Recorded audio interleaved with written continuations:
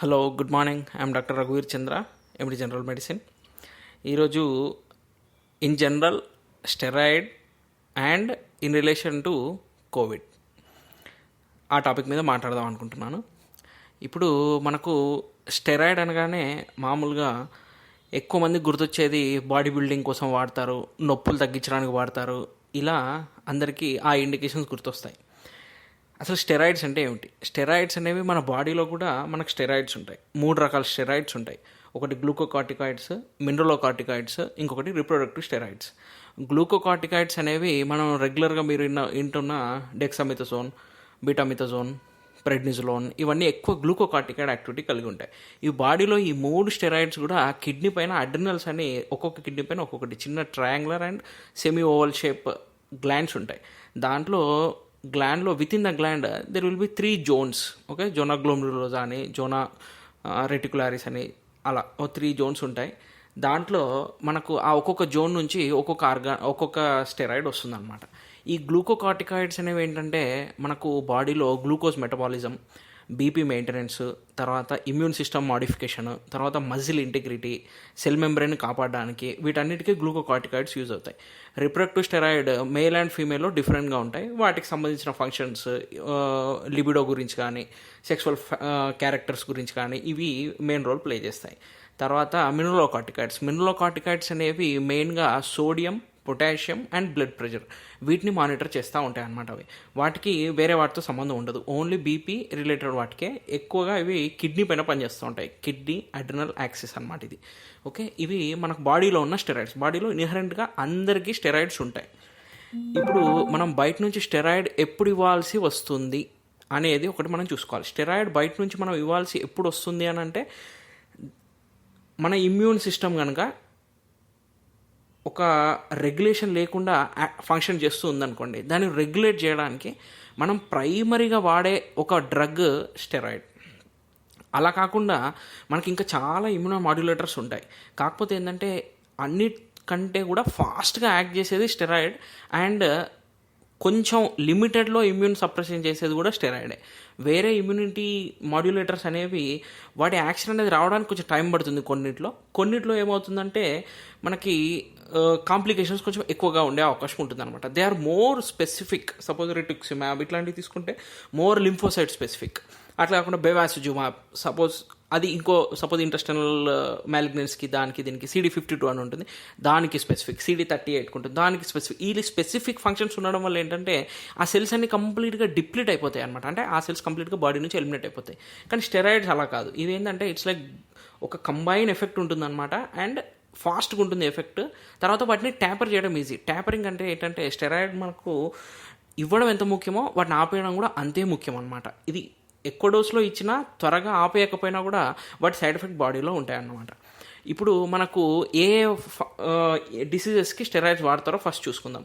మనం చూసుకునే మెయిన్గా ఒకటి రొమటాలజికల్ డిజార్డర్స్, అంటే రొమటాయిడ్ ఆర్థరైటిస్ కానీ, సిస్టమిక్ లూపస్ ఎరిథెమటోసిస్ కానీ, జోగ్రెన్స్ సిండ్రోమ్ కానీ, కొంతవరకు సిస్టమిక్ స్క్లిరోసిస్ కానీ, అన్నిట్లో కాదు, లీనర్ ఇన్వాల్వ్మెంట్ ఉంటాయి ఎవరు, ఇలాంటి వాటికి మనం స్టెరాయిడ్స్ యూజ్ చేస్తాం.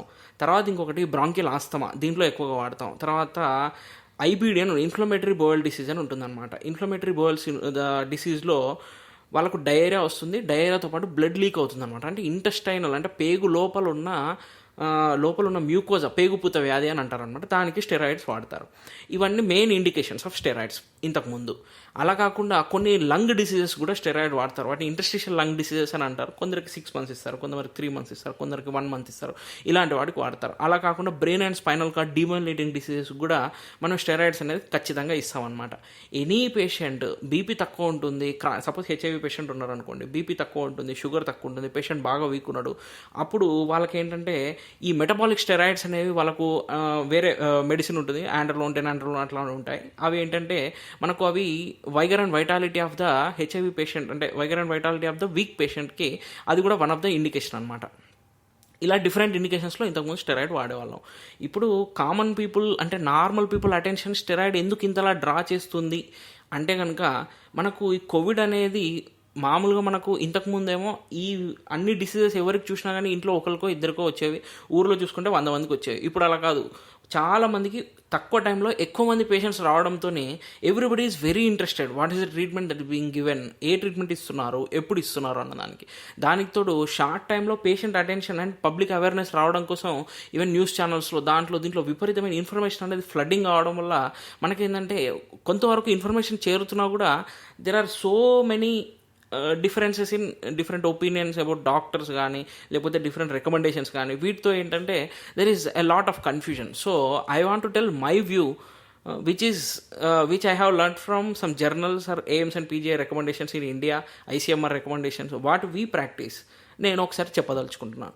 ఇప్పుడు మనకు స్టెరాయిడ్స్లో టైప్స్ చూసుకుంటే ప్రెడ్నిజోలోన్, బీటామిథజోన్, డెగ్జామిథజోన్, హైడ్రోకార్టిసోన్ ఇలా ఉంటాయి అన్నమాట. మనకు ఎక్సెప్ట్ నేను స్కిన్ వాటి గురించి వాడే స్టెరాయిడ్స్ చెప్పట్లేదు, మామూలుగా మన సిస్టమిక్ డిసీజెస్కి వాడే స్టెరాయిడ్స్ అనమాట. దీనిలో మోస్ట్ పవర్ఫుల్ స్టెరాయిడ్ అనేది డెగ్జామిథజోన్, లీస్ట్ పవర్ఫుల్ అనేది మనకు okay to some extent methylprednisolone, hydrocortisone ఇదే లీస్ట్ పవర్ఫుల్ స్టెరాయిడ్. ఈ డోస్ అనేది ఈక్వలెన్సీ అనేది ఒక్కొక్క దాంట్లో ఒక్కొక్కలాగా ఉంటుంది అనమాట. సపోజ్ మనకు రఫ్గా ఇప్పుడు మనం ఎక్కువ యూజ్ చేసేది డెగ్జామిథజోన్ అండ్ మిథైల్ప్రెడ్నిజోలోన్. ఇంట్లో ఉన్న పేషెంట్కి ఆర్ మైల్డ్ డిసీజ్ ఉన్న పేషెంట్కి మనం వాడేవి ఇవి రెండు అనమాట. డెగ్జామిథజోన్ 6 mg ఇస్తే మిథైల్ప్రెడ్నిజోలోన్ 32 mg ఇచ్చినట్టు లెక్క.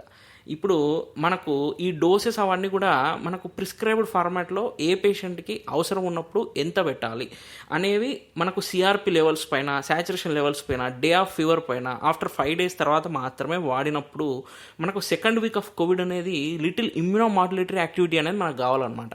అందుకోసం అని చెప్పి స్టెరాయిడ్స్ ఆర్ ఇండికేటెడ్.